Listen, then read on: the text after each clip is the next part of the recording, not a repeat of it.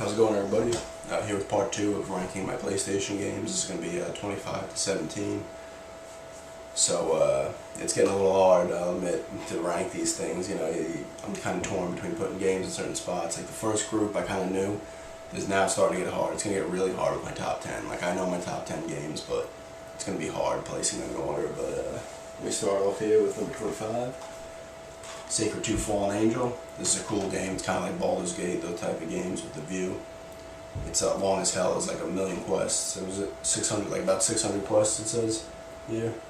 Really cool. The game world is massive. Maybe the biggest game world I've ever played. You get like trophies for unlocking certain amounts, and I think I'm just at like 50%. And I'm at like the end of the game. I'm on like the last chapter or whatever it is.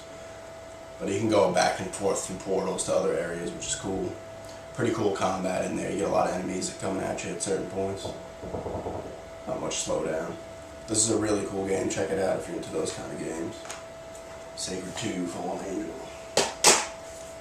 24 here is Battlefield Bad Company. I'm doing a playthrough on this now. This is a cool game. It's fun. It's short. Most shooters are.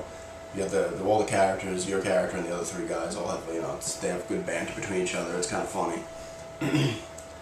Everything's destructible. You can blow up buildings and stuff, knock trees down, stuff like that. It's definitely pretty cool. It looks cool. It's a bit of a grainy look, but it looks pretty good. It's definitely a fun game to play. Battlefield Bad Company, number 24. The next 3 are my Lego games. I pretty much just all put them together. First one up is Lego Indiana Jones. I like all the Lego games that I've played. They're fun. They have a lot of replayability in them. They look pretty good. You know, they have some good comedy in there as well. It's fun gameplay. Unlock extra characters and stuff. There's like a bunch of characters you can unlock, and then they have different abilities, and you have to use them at certain points to blow open certain rooms and stuff like that. But they're really cool games. Lego Indiana Jones. Number 23. 22 here is Lego Indiana Jones 2, the original trilogy. I mean, the adventure continues. I'm sorry, that was what they did for Star Wars. Lego Indiana Jones 2. This one's a little different than a Lego game, so it's got a hub world. It doesn't like, you don't go into the cantina like in Star Wars or the university as the other Lego Indiana Jones. You don't do that. This one is like each movie has its own hub world, and you run around that, opening secret areas and going into other parts of the movie and stuff like that. So it's a little different, but you know, it looks the same comedy, same unlocking a bunch of characters and stuff. But it's really cool. Lego Indiana Jones 2, so 22. 21 here is Lego Star Wars The Complete Saga. It has all 6 movies in it. This is fun too, my favorite of 3 of them that I have. A lot of stuff obviously to do in this one. I put like 35 hours into this. Same thing as the other ones. Has a pretty cool look, good comedy, and an absolute crap ton of characters between both trilogies. It's fun gameplay as well. It's just games you can just play. You know, they're not hard or anything, but they're just fun to play, which is cool. But Lego Star Wars The Complete Saga. That is 21. Keep losing track here. Number 20 here is Mirror's Edge. This game has a unique look. It's unique too, period. The whole city's like white, bright, really bright. There's orange in there and red and blue, but you have to, my eyes had to adjust looking at it. But it's a really cool game. The gunplay in it kind of sucks, in my opinion. But where you know the good stuff is when you're running, because that's all you're really doing is run away from people. And it's cool. You jump from, you know, jumping from buildings to buildings, sliding down stuff, climbing over stuff, ducking under, wall running, all types of stuff like that. It's really cool. You have like takedown moves and stuff to do. It's really cool. It has a unique look. It's a pretty cool story in there as well. It's a good game. It will piss you off. Like the gunplay pisses me off personally because it's just not that good. And there's some parts that are annoying, but overall it's a pretty damn cool game. And it's unique, which is cool. You like to see different types of games out there. But number 20, Mirror's Edge. Number 19 here is Condemned 2. Bloodshot. Didn't like it as much as the first, but it's still pretty creepy. Your guy ends up with like this power where he like opens his mouth and it's like like a echo type thing or whatever. I forget what it is. That was kind of stupid how they added that in there towards the end.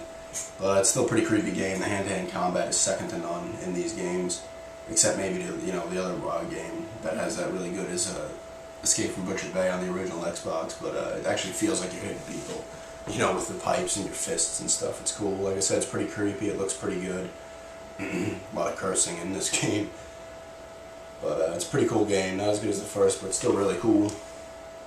Don't know if I'll make a third. These games sell alright, but not that great. Definitely a cool game though. And then to Bloodshot number, is that 19? Yeah. Number 18 here is Heavenly Sword. This is a fun game. It's like God of War, Devil May Cry, that kind of stuff. You get 3 different, you can use your blade in 3 different ways. Like one's like, you can spin them around, go nuts. Second's huge, and then they have like a medium-sized version of it. The motion capture is great in this game. Andy Serkis helped out with that. He even plays King Bohan. The motion capture is ridiculous. Probably the best I've ever seen. The graphics are incredible. It's very short, which kind of sucks.